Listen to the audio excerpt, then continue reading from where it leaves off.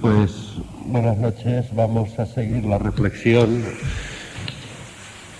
que, como decía ayer, pues no se trata tanto, no me siento tan obligado a que sean así como conferencias de teología muy sistemática, ¿no? Sino de dejarnos sugerir, como vimos por el Magnificat y todo lo que María de Nazaret canta ahí, ¿no?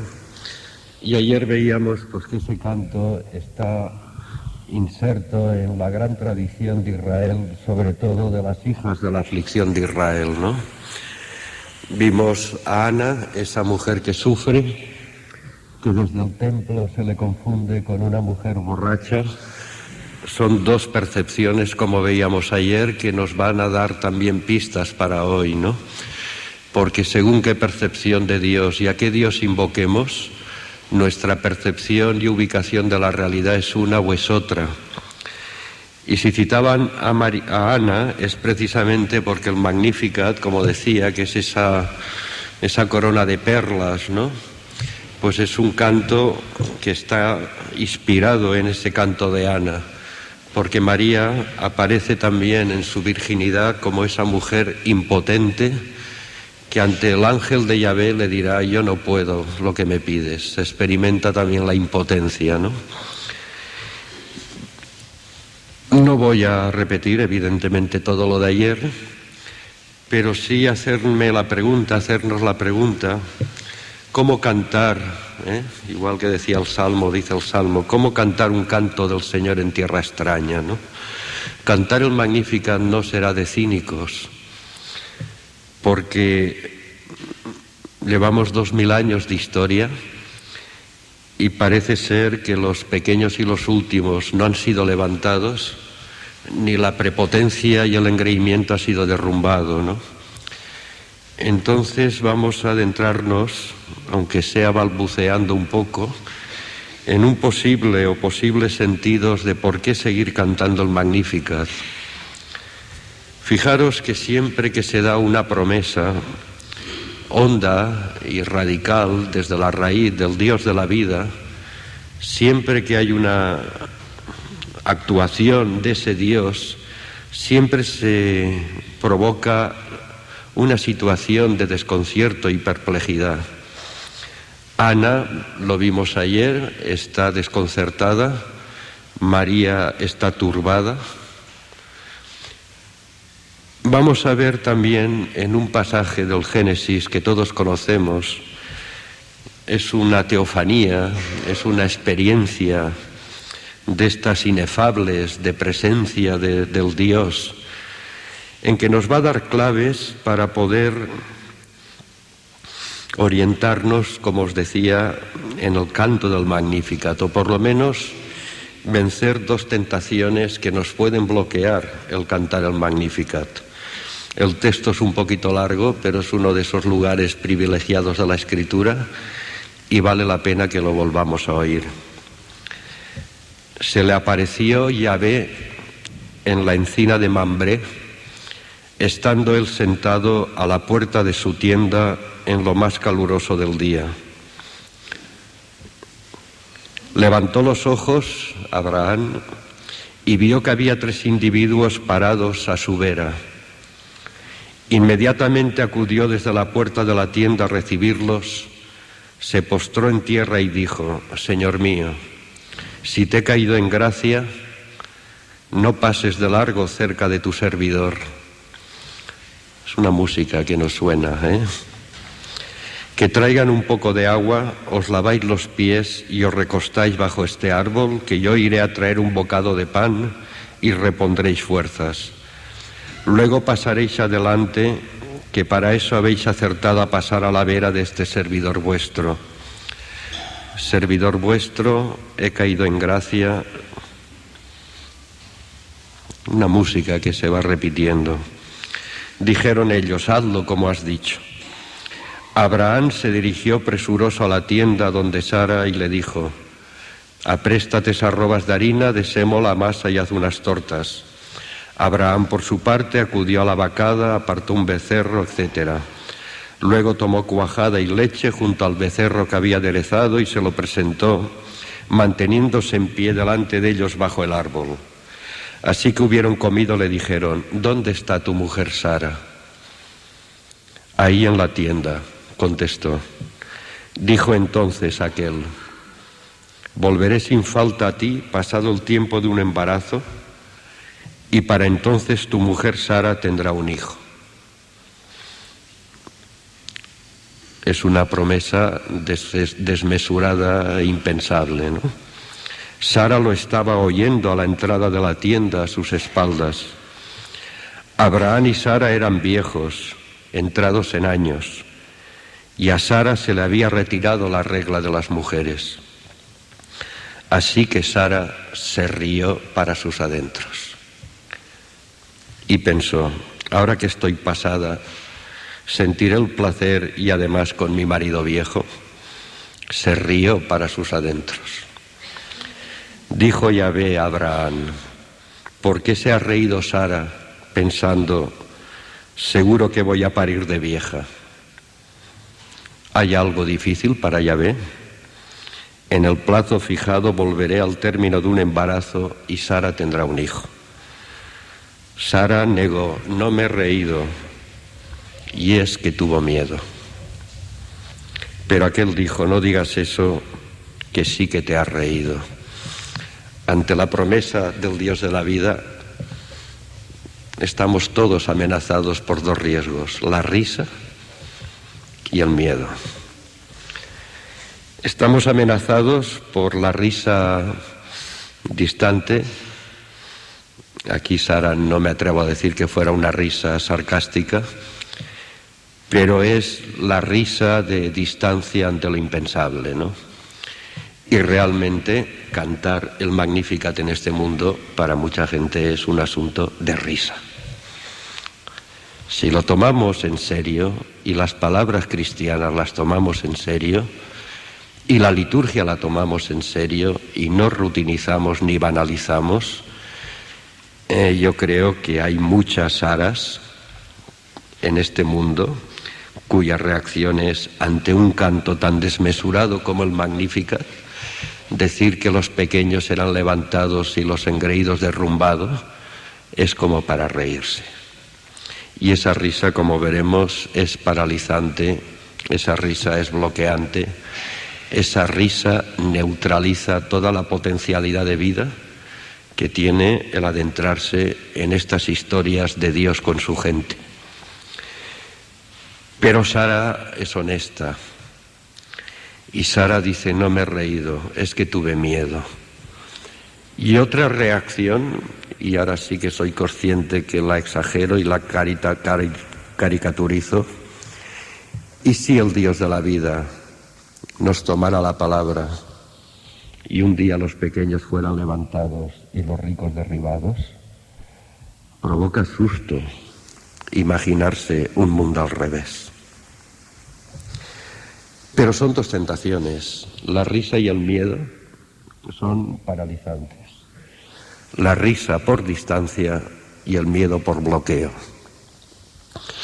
Por lo tanto, vamos a ver qué claves nos pueden ayudar a que no caigamos en la risa ante esa promesa desmesurada del Dios de la vida, ni caigamos tampoco en miedos paralizantes.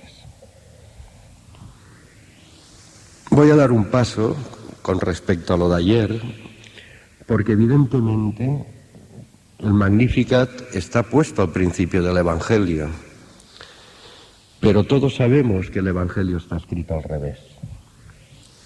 Todos sabemos que el Evangelio está escrito al revés, que primero son las experiencias de Pascua, y solo desde la experiencia de Pascua la comunidad cristiana va a recuperar la memoria de Jesús, la memoria Jesús.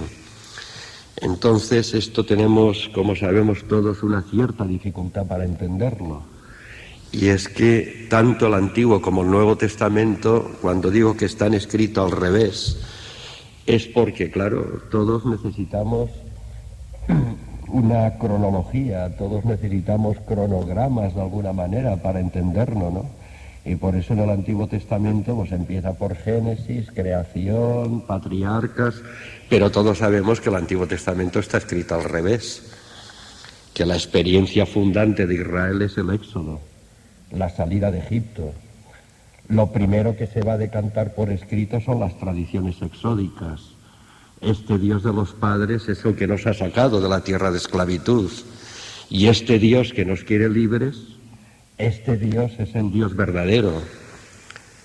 Y este Dios, que es el Dios verdadero, poco a poco va a ser percibido como el Dios verdadero y único. Y este Dios verdadero y único es el Dios creador desde siempre. Pero las experiencias siempre son, las fundantes son experiencias de liberación, de sanación, de Dios de vida. Todos sabemos, los creyentes cristianos, si no queremos caer en el fundamentalismo más atroz, que los relatos evangélicos están escritos todos sub specie resurrectionis, que lo que genera el relato evangélico es la experiencia de la Pascua. Y desde la experiencia de la Pascua y el don del Espíritu van a releer la vida de Jesús, y por eso pondrán el Magnificat en boca de María, porque el Magnificat, como hoy veremos, se ha cumplido en Jesús de Nazaret. Y esto, insisto, porque es una clave. No dije que no quería aquí convertir esto en algo que pareciera clase, ¿no? Pero esto es fundamental, y ahí tenemos que hacer todos un esfuerzo, ¿eh? Hay un documento que no tiene desperdicio de la Pontificia Comisión Bíblica, la interpretación de la Biblia en la Iglesia. Es un documento normativo, me atrevo a decir, presentado por Ratzinger y por Juan Pablo II, y que no tiene desperdicio. Yo creo que es uno de los mejores documentos que nos deja este papado. En lo que concierne a los evangelios, el fundamentalismo es un documento oficial de la Iglesia, ¿eh? El fundamentalismo no tiene en cuenta el crecimiento de la tradición evangélica, sino que confunde ingenuamente el estadio final de esa tradición, lo que los evangelistas han escrito, con el estado inicial, las acciones y las palabras del Jesús de la historia. Ingenuamente se confunde, ¿no? Se hace como un relato plano. Esas percepciones fundamentalistas de un positivismo barato decimonónico, ¿no? De que el relato evangélico está allí como escrito por testigos con vídeo y magnetofón, ¿no? Esto es fundamentalismo del más vil, nos dice, sino que se confunde ingenuamente, dice el documento, el estadio final de esta tradición, lo que los evangelistas han escrito, y por lo tanto el fundamentalismo descuida por eso un dato importante. Aquí voy. Un dato importante: el modo como las primeras comunidades cristianas han comprendido el impacto producido por Jesús de Nazaret y su mensaje.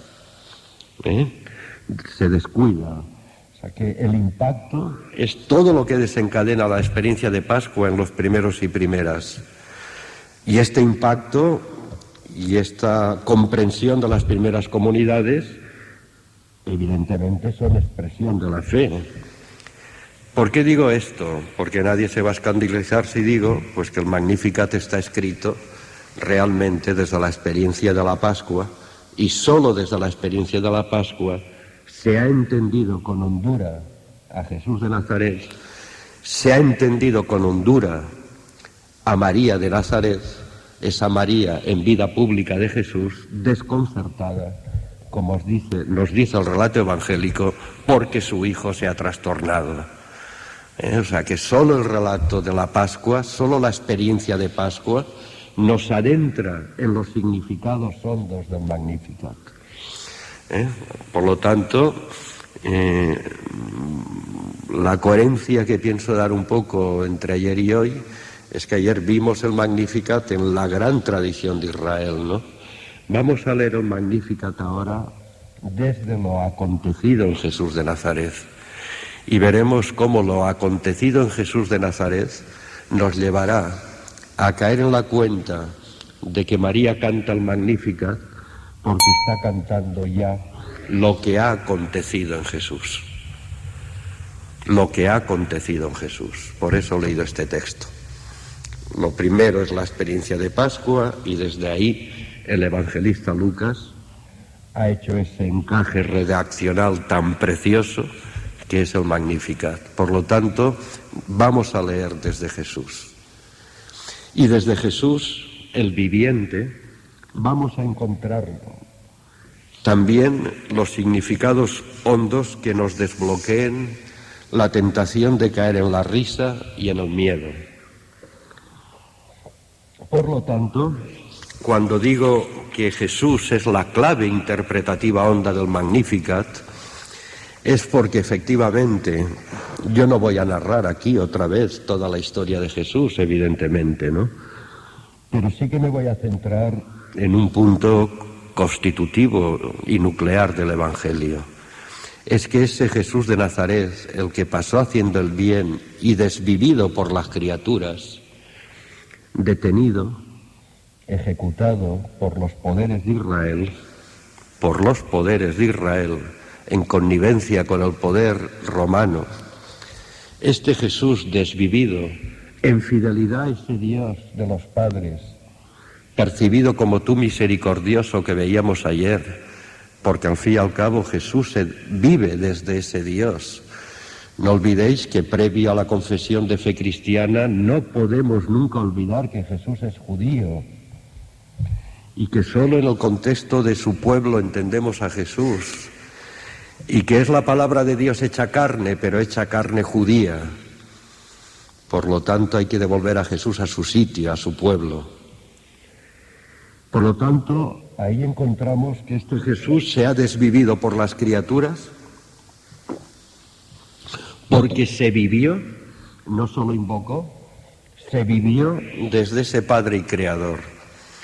Y que Jesús se desvive hasta el final y entrega su vida hasta el final, porque entregando su vida, la vida no me la quitáis, la doy, dirá el Evangelio de Juan, sabiendo todos que es consecuencia de su modo de vivir, claro que sí, pero si Jesús en Getsemaní y en la cruz expone su vida a la muerte, es porque Jesús rompe el maleficio y rompe el círculo infernal de la violencia.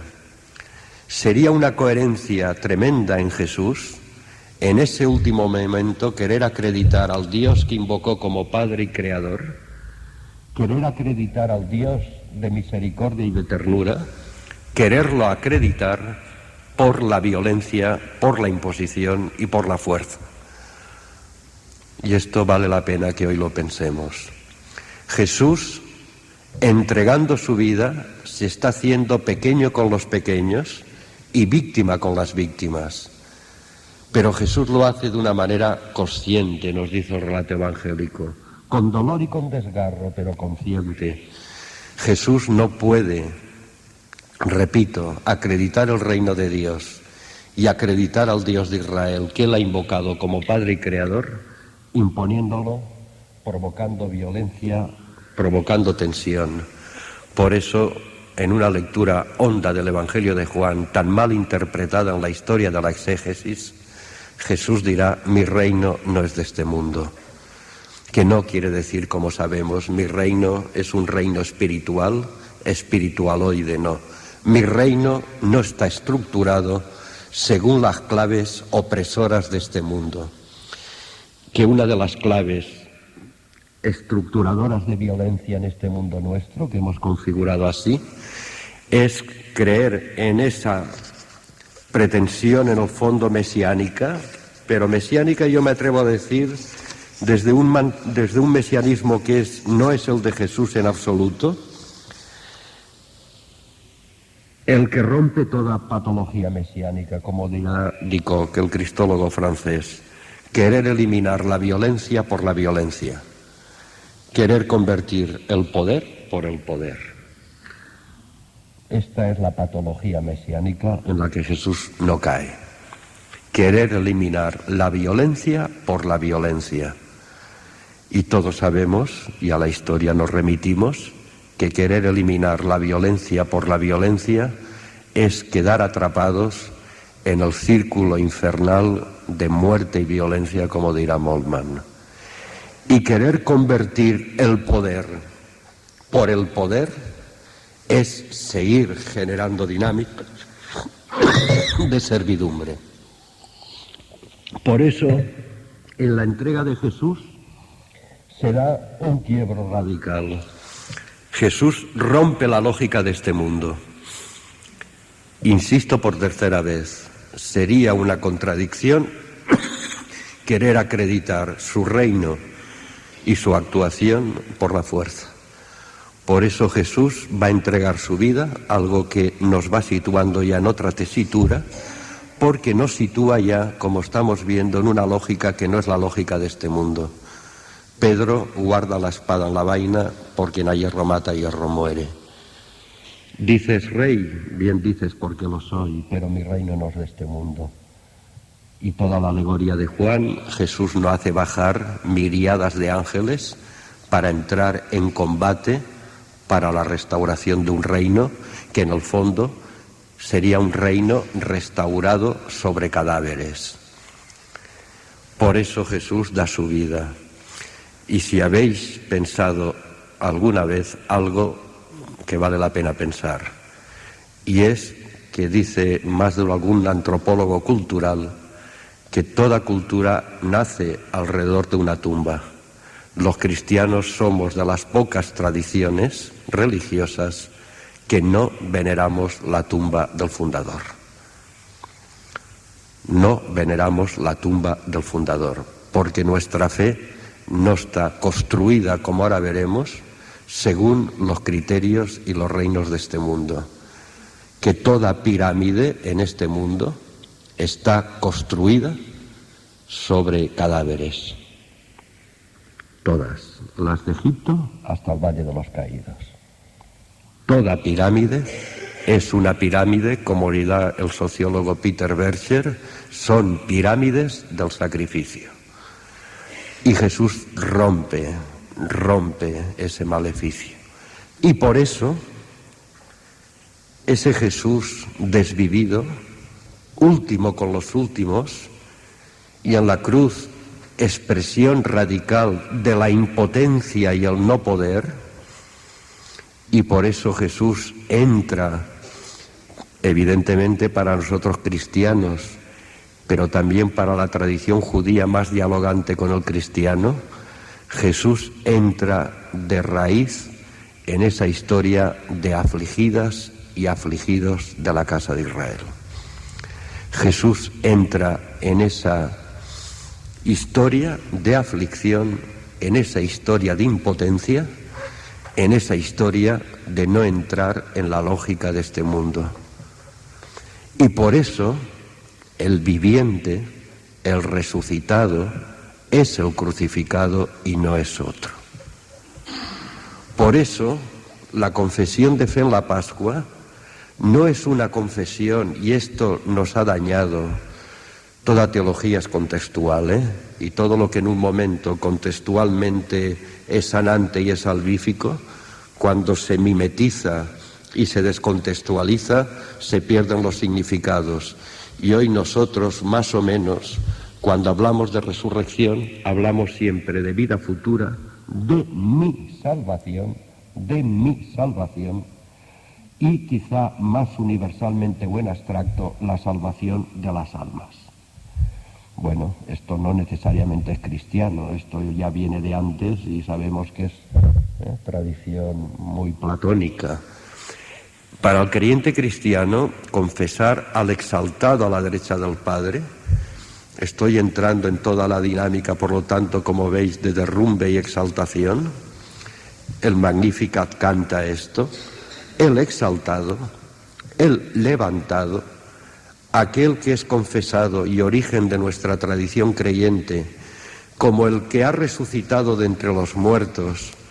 O sea, las garras de la muerte no lo han atrapado. No está siendo un proyecto más frustrado entre los 1000 cadáveres de la historia, sino que ese crucificado, decimos y confesamos, que ha sido resucitado de entre los muertos. Esto es el núcleo constitutivo de nuestra fe. No perdamos excesivas energías en ver dónde ponemos la identidad cristiana. El nombre de Dios para el cristiano es el que resucitó a Jesús de entre los muertos.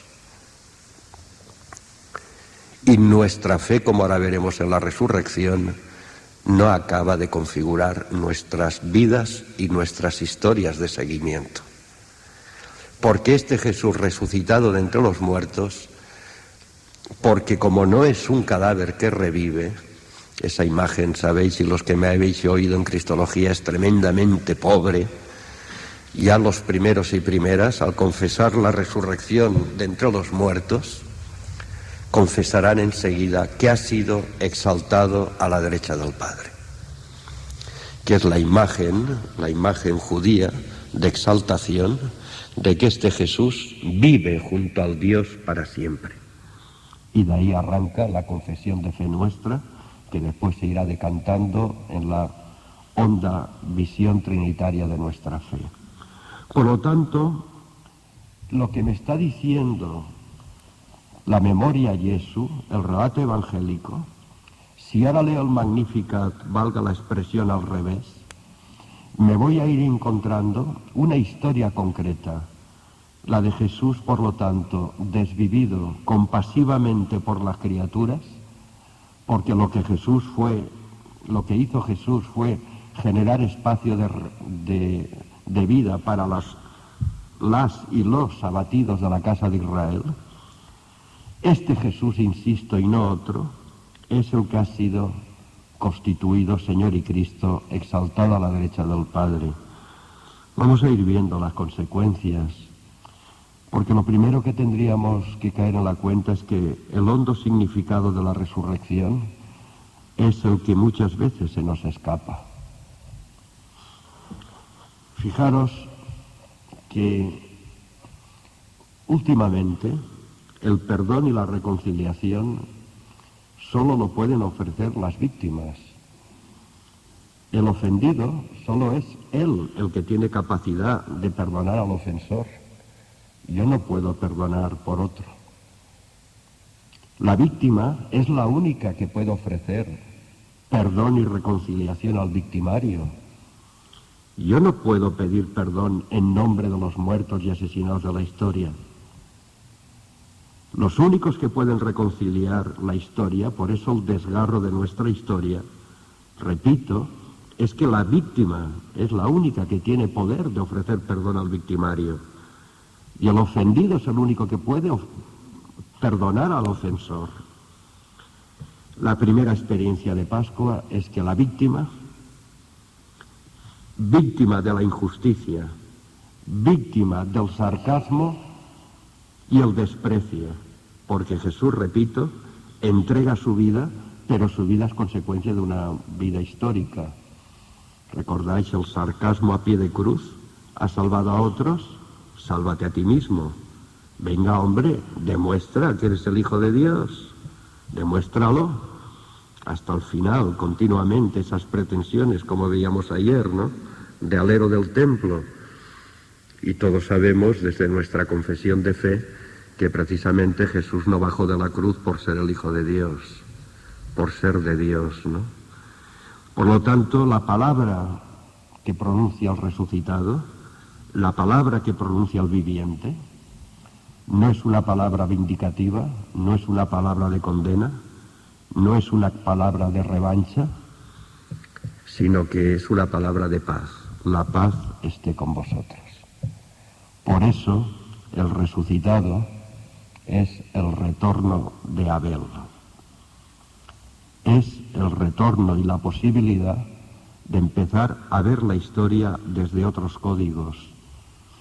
¿Y qué he dicho cuando digo que es el retorno de Abel? La tipología es legítima en la exégesis, Igual que los primeros vieron en el resucitado el nuevo Adán, Abel es la primera víctima del fratricidio.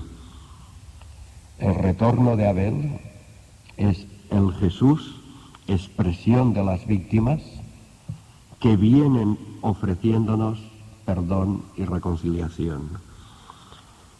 Aquí viene ya un motivo de curar la risa, y la risa es reírse sarcásticamente y decir, yo no he sido. Y es algo que en nuestra cultura pasa. En nuestra cultura, y no hablo necesariamente del ámbito creyente, creyentes y no creyentes, en el fondo, seamos honestos, si no caemos solo en la caricatura de una salvación vaporosa y eterna, salvar, ¿yo de qué necesito ser salvado? ¿Yo de qué necesito ser salvado? Además, en mi cultura se ha dicho, si vosotros me habéis provocado la culpabilidad para después ofrecerme el perdón, pues mirar el retorno de Jesús, la víctima levantada, exaltando a los humildes, cantar a María, desbaratando el sarcasmo de los satisfechos, porque en Jesús, en la muerte y resurrección, tenemos una matriz que le va a llevar a Lucas a coser lo acontecido con la tradición de Israel, para ver que en lo que está aconteciendo en la muerte y resurrección de Jesús es el canto concreto e histórico del Magnificat, que el Dios de la vida está saliendo fiador, está saliendo valedor en Jesús de las víctimas. Por lo tanto, la experiencia de la Pascua nos cura de la risa. Nos cura de la risa si somos creyentes. ¿Por qué? Porque lo primero que vas a experimentar es que el canto del Magnificat, si nos va a devolver posibilidad de esperanza, una esperanza, como enseguida diré, nada eficacista, ni nada prepotente, pero lo que nos va, y no nos engañemos, en nuestra fe arranca de la Pascua, lo que nos va a salvar es evitar el caer en la risa sarcástica y darnos cuenta que lo primero que nos va sanando, el canto del Magnificat, ya como expresión creyente, nos va sanando del escepticismo y del derrotismo, de la mentira en el fondo de este mundo configurado sobre la muerte, que me dice, no hay más cera que la que arde, que hay lo que hay, el muerto al hoyo y el vivo al bollo, con perdón, y que vivimos en el único sistema y en el único pensamiento posible. Y si algo ha hecho la cultura de mi mundo es que nos ha secado el futuro. Vivimos una cultura que nos ha secado. Es una cultura, como dirá Alfonso Álvarez Volado, extintora de pasado y extintora de futuro. Y si algo es dramático en nuestra cultura, es que nos ha anclado a todos en el inmediatismo, en el presente, y no se nos ocurra pensar más allá, porque si pensamos algo más allá, nos van a decir con una risa irónica y sarcástica, decir, pero hombre, que no estamos para utopías. Y cantar el Magnificat, por lo tanto, tiene ya un primer, confesado desde la Pascua, un primer mecanismo desactivador, y es que el creyente cristiano se cuidará muy mucho de caer en la risa, porque eso es lo que mi mundo quiere. Mi mundo quiere simplemente, ante la posibilidad de pensar que las cosas fueran de otra manera, mi mundo, mi cultura se ríe. Se ríe. Entonces, el Magnificat es un canto que cantarlo supone un cambio, por lo menos, de talante, un cambio de chip, un cambio de que el creyente cristiano, si cada día o cada domingo dice, anunciamos tu muerte, confesamos y proclamamos tu resurrección, no estamos pronunciando palabras vacías. No es puro culto, no es puro flatus vocis, no solo son golpes de aire. ¿Por qué? Porque estamos confesando que en Jesús, por lo menos como posibilidad, ahora seguiremos, puedo pensar, estoy en mi derecho a pensar, estoy en mi obligación de pensar, que este mundo querido por Dios, que en este mundo querido por Dios, por lo menos la cruz y el viviente y el canto de María me da la lucidez para bailar sobre la tumba del pensamiento único y del sistema único.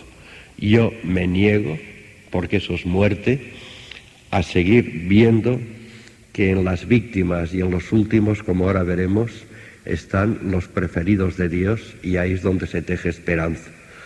Por lo tanto, cantar el Magnificat en el contexto cristológico, cantar el Magnificat es algo, repito, que tendría que avisarnos, y esto ya es una llamada a la vida cotidiana, la cantidad de pequeñas o grandes sonrisas displicentes, a veces sarcásticas, a veces irónicas. Pobres chicos, mira estos voluntarios, quieren cambiar el mundo. Uy, mira, ahora vienen estos diciendo que podría ser otro sistema socioeconómico, ¿no? Uy, ahora dándonos la tabarra con que África no pinta nada, ¿no? Pues ya hay un primer momento ahí de desactivación de esa risa que en el fondo es inoperante. Y cantar el Magnificat en el contexto cristológico nos hace perder miedo. El origen de los miedos, no nos engañemos, el origen de los miedos en cristiano, hablando desde nuestra fe, uno de los orígenes, uno de los puntos focales de nuestros miedos, incertidumbres e inseguridades, ayer salió algo de esto, es el aferramiento patológico a mi propia estructura, a mi propio yo. Es que tenemos tan introyectado a veces en una mala digestión de nuestra fe, tenemos muy mal digerida la espiritualidad, y la espiritualidad hincha el yo. Muchas espiritualidades hinchan el yo, nos dan aires de divinización, de que somos importantísimos. Y yo creo que el origen de toda liberación del miedo, y que nadie, por favor, ningún cristiano diga que no es posible vivir el Evangelio, porque eso os dejará al Santo Espíritu por mentiroso. Y decir que el Evangelio no se puede vivir, toda la vida será un mecanismo de defensa burgués para que todo siga igual. Y en cristiano, repito, decir que esto no es posible vivirlo es dejar al Santo Espíritu por mentiroso. Porque es posible que el Magnificat, con todo lo que supone y estamos viendo, no sanee algo que ayer vimos, ¿no? ¿Dónde está nuestro anclaje en la vida? Y al fin y al cabo, cuando tú percibes en el seguimiento de Jesús y muy pegado a Él, que lo que Él nos ha revelado y por eso se desvivió y por eso rompe el maleficio último, ¿no?, del desenmascaramiento de los dioses opresores, tú te vas dando cuenta que al final nuestra consistencia está en que somos chispitas de la creación llamadas a apagarnos en la luz de Dios. Entonces uno se libera de los miedos cuando no se pone a gesticular ante este mundo roto, que esto es muy propio también de muchos ámbitos creyentes, a gesticular, se pone, no digo ya a lamentarse, a gesticular, a mí me gusta esta expresión. ¡Qué mal! No está en mis manos cambiar el mundo. Santo Dios, ¿es que alguna vez le ha pasado a usted por la cabeza cambiar el mundo? Pero qué prepotencia más insensata. Es que tú te lo has planteado alguna vez. Tú, chispita de la creación, ¿te has planteado mágicamente y prepotentemente que en tus manos está cambiar el mundo? Claro, es aterrador a veces, ¿eh? Y uno ve el destrozo de este mundo y entonces, pues claro, no asume su justo lugar de criatura. Y para entrar en esta trama, como ahora veremos, de tejer esperanza desde el Magnificat, lo primero que vemos que nos da la fortaleza del espíritu es el vencer la tentación de la risa y vencer la tentación del miedo paralizante. Y en esto los cristianos lo haremos en la medida, repito, que nos vivamos como personas agraciadas en nuestro justo lugar de criatura. Qué descanso psicológico y espiritual más grande decir que si yo me muero esta noche, y no es masoquismo, no pasa nada. Nada. Valencia sigue, el Centro Arrupe sigue, mi comunidad sigue y no pasa nada. Aquellos que por miedo a la muerte pasaban su vida como esclavos. Carta a los Hebreos. Y esto no es un momento puntual, esto es proceso, porque María lo que canta en el Magnificat es precisamente que el Dios sale fiador de la vida. Por lo tanto, lo que estoy diciendo es que para entrar en el ámbito de la esperanza, vencer la risa, es no caer en el sarcasmo, y vencer el miedo, es que tuvo miedo, es decir, que seguiremos teniendo miedo mientras nos sintamos personas imprescindibles, prepotentes, que si desaparecemos este mundo se hunde. Entonces aquí se nos impone a los cristianos del siglo XXI cada vez más caminar humildemente con nuestro Dios, porque solo desde ahí vamos a entrar en esas dinámicas compasivas y vamos a poder cantar el Magnificat sin cinismos. ¿Por qué? Pues ya lo he dicho, porque nos vamos a empezar a sensibilizar y no pensemos enseguida, inmediatamente en el hacer. Esto es otra historia que es dramática, cómo hemos funcionalizado también nuestra fe, la hemos funcionalizado. Enseguida nos agobia y nos preocupa. ¿Y yo qué hago? Calma. Es decir, no acabamos de caer en la cuenta que nuestra fe es un modo de sentir, es un modo de valorar, es un modo de estar en la vida, que haremos cosas, santo Dios, claro que sí, pero las dimensiones de nuestra fe son mucho más hondas. Y en ese sentido el Magnificat nos pone en camino, como digo, por lo tanto, de no caer en el escepticismo, de no matar chispas de vida, de no reírnos, como he dicho, con distancias desautorizadoras de cualquier emergencia de vida, y precisamente porque el resucitado es el ninguneado, ese Jesús que acabó, se diluyó y siendo totalmente insignificante para el imperio, pues también hay que asumir esa dimensión en nuestra vida, nuestra humildad y nuestra pequeñez. Y cuando asumimos la humildad y la pequeñez, posiblemente empezaremos a experimentar que Dios pone los ojos en nosotros. Y esa humildad y esa pequeñez sin falsos misticismos ni falsas historias. Solo en la medida que nos adentremos, como digo, en este justo lugar de criatura, nuestro Dios empieza a poner los ojos en nosotros. Por eso, la esperanza ya no se teje desde la espera en un Dios rescatador.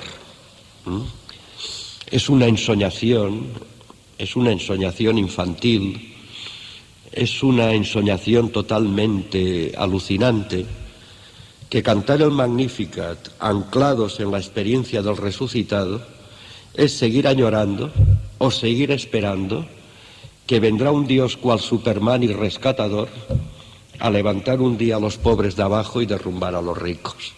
Eso es pensamiento mágico y ensoñación. Nuestro Dios se ha revelado ya en Jesús. Y por eso en Jesús se nos van a dar las pistas para ubicarnos y tejer esperanza en nuestro mundo desde esos criterios. Y las pistas creo que son muy claras. En el mismo Evangelio están. Y en un Evangelio que, como sabéis, está escrito, como dicho, desde la Pascua. Y los discípulos de Juan, voy ya un paso más allá para ver cómo nos movemos en la vida cotidiana. Y lo que he dicho es que el Magnificat, anclado en la experiencia de la Pascua, nos cambia el chip, Y por eso es bueno ahora volver al Evangelio y ver cómo los discípulos de Juan, que esperaban un Dios rescatador, esperaban un Dios que levantara los valles y derribara colinas, un Dios que pusiera el hacha en el árbol y esto ya de una vez se clarificara, ese discipulado van a decirle a Jesús, ¿eres tú el que ha de venir o tenemos que esperar a otro? Y esta pregunta, como sabéis, no es ingenua, en absoluto. Esta pregunta no es ingenua. Son los seguidores de Juan el Bautista profundamente desconcertados ante la actuación de Jesús. ¿Eres tú el que ha de venir o debemos esperar a otro? Porque en el fondo lo que le están diciendo a Jesús es, hijo mío, tú no das la talla de Mesías. Históricamente es así, Tú no das la talla de Mesías. Nosotros estamos esperando aquí un Mesías, como ha predicado Juan, venido en poder, venido en fortaleza, con el hacha puesta en el árbol, separando el trigo y la parva, con fuertes apelaciones éticas, porque va a irrumpir un Dios rescatador que esto lo va a poner en su sitio. Y Jesús, tú, hijo mío, te dedicas a otras cosas, efectivamente. Jesús les contesta que se dedica a otras cosas. Jesús no va anunciando un Dios rescatador. Jesús lo que va es diciendo y les dirá, ir y decirle a Juan lo que habéis visto. Los ciegos ven, los cojos andan, los muertos resucitan y a los pobres se les anuncia la buena noticia.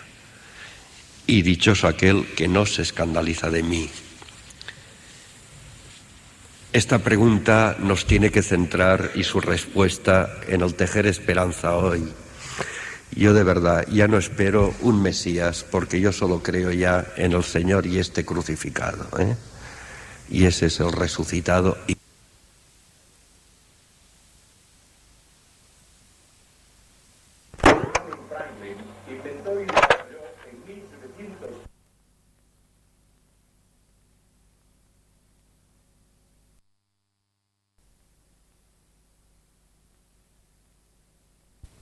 En su vida, dignificando a los pequeños, a los últimos, a los pobres y a los victimizados, lo que les está diciendo,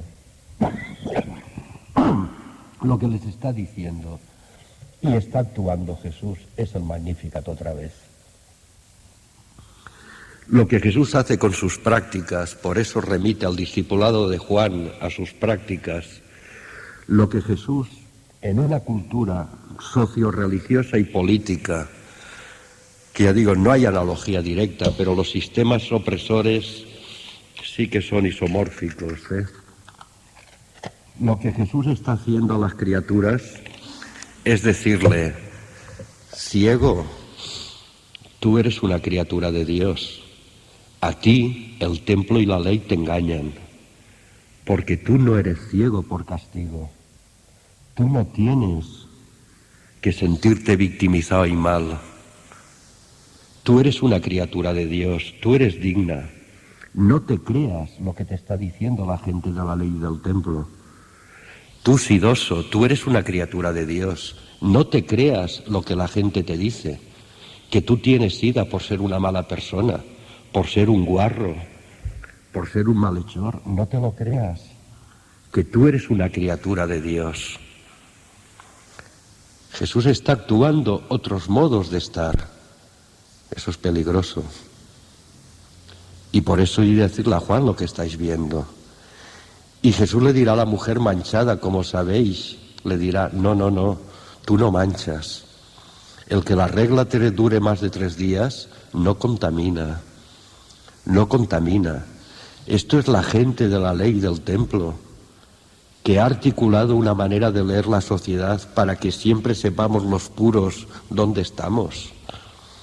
Porque eso faltaba, que los puros nos mezcláramos con los impuros. Y por eso Jesús, practicando la misericordia, lo que está haciendo es realmente practicar el Magnificat. Y nosotros vamos a tejer esperanza en la medida que dejemos de soñar con dioses rescatadores, ese Dios muy asociado, un mesianismo muy asociado, y lo digo porque es verdad, no entiendo mucho de cómics, pero los de mi generación, más de una vez he tenido yo la tentación mesiánica de Superman bajando en picado a ventilar una situación, que esa imaginería la tenemos introyectada, la tenemos más de lo que creemos, ¿no? Y Jesús a los pobres les dirá: vosotros sois los preferidos de Dios, porque vosotros no sois pobres, porque seáis incompetentes, incapaces. Y estoy terrible, porque lo que hace nuestro sistema, el neodarwinismo social, al pobre, encima de que son pobres, encima se les echa encima el vómito de la culpa. Se les echa encima el vómito de la culpa. Si sois pobres y estáis en la miseria es porque sois incapaces. Porque aquí hay oportunidades para todos. Porque vivimos en la gran mentira. Pues eso es lo que dirá Jesús. Ir y decirle a Juan lo que habéis visto. Y por eso, caminando humildemente con nuestro Dios y afianzándonos en el Dios de la vida, yo no sé el final de la historia cuál será, no lo sé, porque la esperanza no es fuente de sabiduría y certera y matemática. Pero yo lo que sí que sé es que cuando nos adentramos la comunidad cristiana en virtud del santo nombre del Dios de la vida que se anuncia en el resucitado, y nuestras vidas van tejiendo ámbitos de alivio, Dios pone los ojos en nosotros y nos fortalece el espíritu. Pero yo no voy a cambiar el mundo, ¿sí? Otra vez con lo mismo, Santo Dios, pida la gracia de situarse en su justo lugar de criatura. No gesticule desde la barrera, porque esta es otra hoy, Hoy hemos sacado un abono de barrera y tenemos una iglesia que si nos descuidamos, nos subimos todos a la barrera como un buen abono de barrera para poner este mundo roto y desquiciado, para ponerlo a caldo. Y desde la barrera se ve todo perfectamente. Sabes el toro cómo va, si la cuadrilla es buena, pero desde la barrera. En cambio, yo creo que aquí Jesús nos ha contestado, Y hay otra pregunta que le van a decir a Jesús. Nosotros esperábamos que fuera el libertador de Israel. No contesto ya esta pregunta, pero esta es reiterativa en el Evangelio. Es que nosotros, los de Maús, hasta que no han tenido y no tengan la experiencia del resucitado y perciban que la víctima es la que les devuelve la esperanza, como estamos viendo, ellos irán tristes y frustrados porque nosotros esperábamos que él iba a ser el liberador de Israel. Cuántas energías malgastadas en la comunidad cristiana, cuántas energías malgastadas, y que cada uno se conteste en este tiempo de Adviento. Nosotros esperábamos que, pues si no hay que esperar, lo que hay que esperar, el creyente cristiano lo sabe. Lo que hay que esperar es que el Espíritu del resucitado nos dé fortaleza para desvivirnos por las criaturas y la confianza en que cuando la chispa de la creación que somos se apague, que se apagará en la luz de Dios. En la luz de Dios. Y lo demás, como suelo decir yo, esperanzas pues para entendernos. Esperanzas para entendernos. Pero ya no hay liberadores de Israel. El resucitado es el crucificado. Lo que ha dicho de Koch, el poder no se convierte por el poder. La violencia no se elimina por la violencia. El creyente cristiano se sitúa desde otros códigos. Y uno de los códigos en los que se sitúa, por lo tanto, es pidiendo fortaleza. Pues caramba, para aquello que dijo Miqueas y que es tan bonito, y que hemos hecho una frase que, por cierto, es bella, ¿no? En Miqueas 6, 8 creo que es. Pues en el fondo lo que se nos ha declarado es: mira, hombre y mujer, lo que se te ha declarado. Practica la justicia, ama con ternura y camina humildemente con tu Dios. Y por último, hasta el final, Señor, ¿es ahora cuando vas a restaurar el reino de Israel? Yo siempre he dicho con humor que Jesús se marchó al cielo frustrado, porque esta pregunta se la hacen ya al final. Y el único reino que Jesús nos ha dejado es que con la fortaleza del Espíritu, como veis, porque esto no nace de la carne ni de la sangre, es caer en la cuenta que entonces nuestros pies son sus pies, nuestro corazón es su corazón y nuestras manos son sus manos.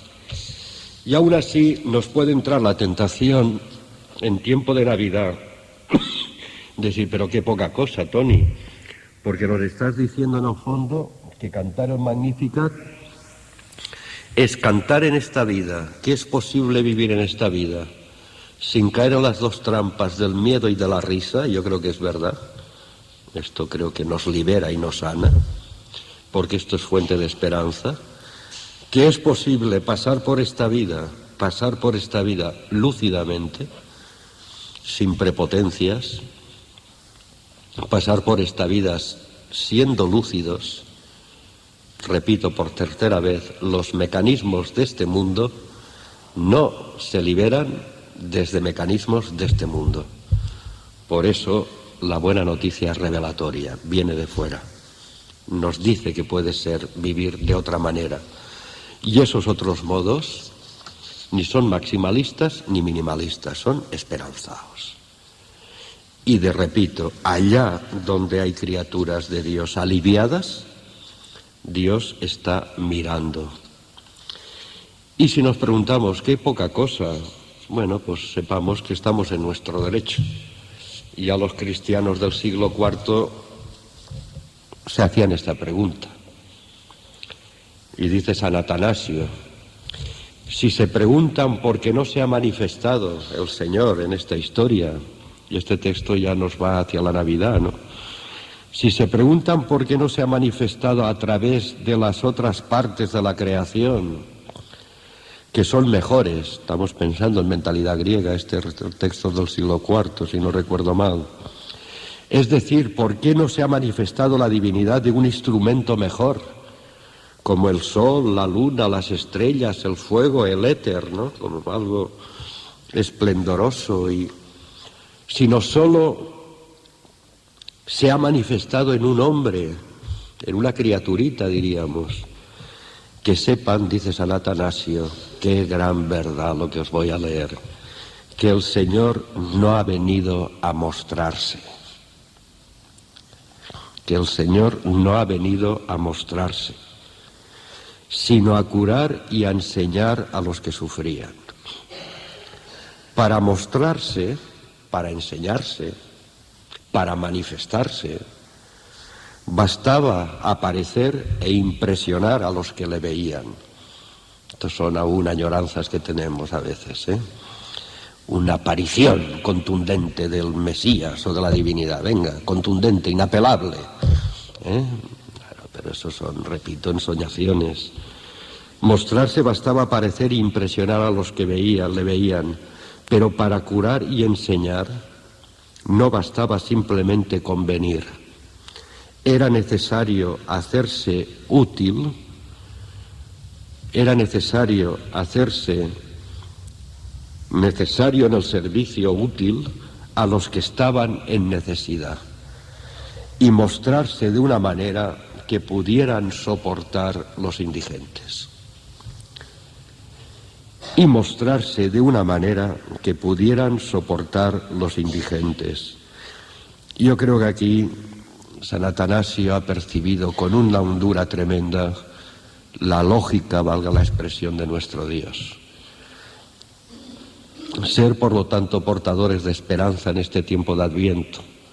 Seguir cantando el Magnificat con María, aunque sea un canto anticipativo, es dejar de esperar, dejar de caer en la trampa de ensoñaciones de dioses y mesías rescatadores, porque, repito, nuestra fe está anclada y solo anclada en el resucitado, que es el crucificado, para caer en la cuenta que la esperanza se tejerá Solo en la medida que los cristianos no vayamos por la vida enseñando, exhibiéndonos y mostrándonos, sino en la medida que personal, comunitariamente y como Iglesia, entremos en esa trama, en ese mundo al revés, en que nos configuramos y nos podemos configurar, y ahí se va tejiendo esa esperanza, una esperanza que en muchos momentos será un hilito, en muchos momentos la esperanza, si no somos cínicos, estará de luto, claro que sí. La esperanza está de luto hoy, está de luto. O sea, yo pienso en África, pienso en muchos contextos y mi esperanza se enlutece, pero sigue siendo esperanza. ¿Por qué? Porque lo que no podemos decaer, y eso es el don del Espíritu, que la fortaleza del Espíritu sigue a los cristianos ayudándonos a no caer en la trampa, y con esto acabo, de caer en algo que el Salmo ya denunció muy bien.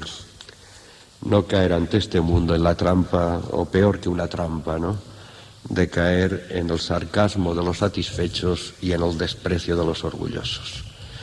Todo lo que los cristianos y la comunidad cristiana hagamos por generar ámbitos compasivos, si esa palabra se le da la densidad que tiene evangélicamente, si el cristiano se adentra en esta historia, camina humildemente con su Dios, pero en la misma marcha de ese caminar humilde, el cristiano sabe, y ahí pasa de la risa bloqueante al humor, como dirá González Faust, al pesimismo cariñoso, lo que el cristiano sabe, que frente a tanto agorero y profetas y historias raras que vivimos en nuestra cultura, pues el cristiano sabe que la última palabra no la tiene ni el sistema ni el mercado, sino que la última palabra, y de una manera esperanzada, es que nuestro Dios ha salido garante de los pequeños y de las víctimas de la historia.